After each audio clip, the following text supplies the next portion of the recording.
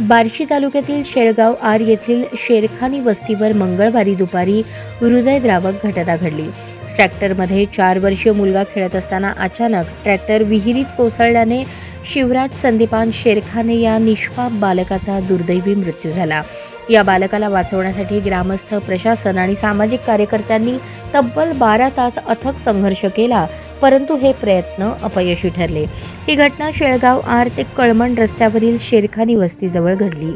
मंगळवारी दुपारी सुमारे 4 वाजता 4 वर्षीय शिवराज संदीप शेरखाने हा ट्रॅक्टरमध्ये खेळत असताना ट्रॅक्टर अचानक चालू झाल्याने अनियंत्रित झाला आणि जवळच्या विहिरीत कोसळला। घटनेची माहिती मिळताच तात्काळ बचाव कार्य सुरू करण्यात आले। दुपारी 4:30 नंतर सुरू झालेला मुलाला बाहेर काढण्याचा संघर्ष दुसऱ्या दिवशी पहाटे 4:30 पर्यंत म्हणजे जवळपास 12 तास अविरत चालू होता। बचाव कार्यासाठी संपूर्ण गाव एकवटले होते।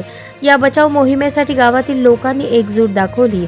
प्रशासनाने घटनास्थळी बार्शी अग्निशामक दल, रुग्णवाहिका, वैराग पोलीस स्टेशनचे पथक, जिल्हा आपत्ती व्यवस्थापन अधिकारी, गावचे पोलीस पाटील ज्ञानदेव नागणे, ग्रामपंचायत सदस्य विजय अडसूळ, संभाजी गवळी, गावातील सामाजिक राजकीय कार्यकर्ते तातडीने दाखल झाले।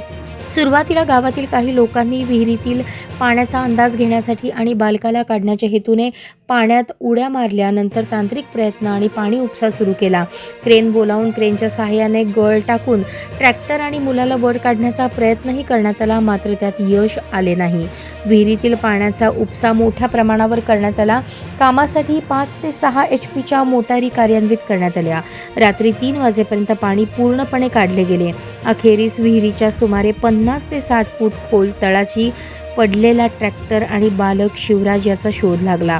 निष्पाप शिवराजचा मृतदेह विहिरीतून बाहेर काढण्यात यश आले। 12 तास अखंडपणे सुरू असलेला हा संघर्ष अखेरीस अपयशी ठरला। या घटनेबद्दल शिवसेना उद्धव बाळासाहेब ठाकरे पक्षाच्या उपनेत्या अस्मिता गायकवाड यांनी देखील शोक व्यक्त करून सदर अपघातग्रस्त शेतकऱ्यांच्या कुटुंबाला शासनाने मदत जाहीर करावी, शिवाय त्याला भविष्यात उभारणीकरता आर्थिक तरतूद करावी अशी मागणी केली आहे।